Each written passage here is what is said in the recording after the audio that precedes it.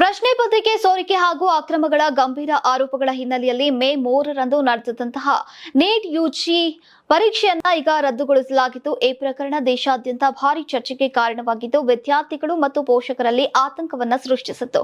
ಇದೀಗ ಮರು ಪರೀಕ್ಷೆಯ ದಿನಾಂಕ ಘೋಷಣೆಯಾಗಿರುವುದರಿಂದ ವಿದ್ಯಾರ್ಥಿಗಳಿಗೆ ಸ್ಪಷ್ಟತೆ ಸಿಕ್ಕಂತಾಗಿದೆ.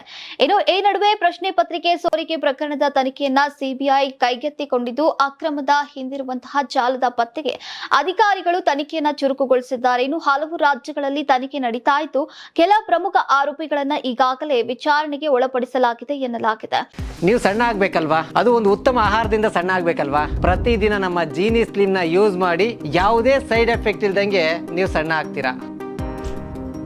ಇನ್ನು ಮರು ಪರೀಕ್ಷೆ ಸಂಬಂಧಿಸಿದಂತೆ ವಿದ್ಯಾರ್ಥಿಗಳ ಅಭ್ಯರ್ಥಿಗಳ ಪ್ರವೇಶ ಪತ್ರ ಪರೀಕ್ಷಾ ಕೇಂದ್ರ ಹಾಗೂ ಮಾರ್ಗಸೂಚಿಗಳ ವಿವರಗಳನ್ನ ಶೀಘ್ರದಲ್ಲೇ ಪ್ರಕಟಿಸಲಾಗುವುದು ಅಂತ NTA ಈಗ ತಿಳಿಸಿದೆ. ಇನ್ನು ಪರೀಕ್ಷಾ ಪ್ರಕ್ರಿಯೆ ಸಂಪೂರ್ಣ ಪಾರದರ್ಶಕವಾಗಿರೋಕೆ ಹೆಚ್ಚುವರಿ ಭದ್ರತಾ ಕ್ರಮಗಳನ್ನ ಕೈಗೆತ್ತಿಕೊಳ್ಳಲಾಗ್ತಾ ಇದೆ ಅಂತ ಮಾಹಿತಿ ಕೂಡ ಲಭ್ಯವಾಗಿದೆ.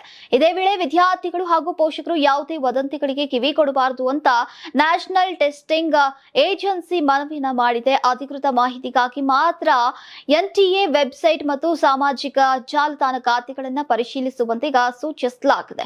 ಒಟ್ಟಾರೆಯಾಗಿ ದೇಶದ ಅತ್ಯಂತ ಮಹತ್ವದ ವೈದ್ಯಕೀಯ ಪ್ರವೇಶ ಪರೀಕ್ಷೆಯಾದಂತಹ ನೀಟ್ ಯುಜಿ ಮತ್ತೆ ಸುದ್ದಿಯ ಕೇಂದ್ರ ಬಿಂದುವಾಗಿದ್ದು ಈಗ ಜೂನ್ 21ರಂದು ನಡೆಯಲಿರುವಂತಹ ಮರು ಪರೀಕ್ಷೆಯತ್ತ ಇದೀಗ ಲಕ್ಷಾಂತರ ವಿದ್ಯಾರ್ಥಿಗಳ ಚಿತ್ತ ನೆಟ್ಟಿದೆ.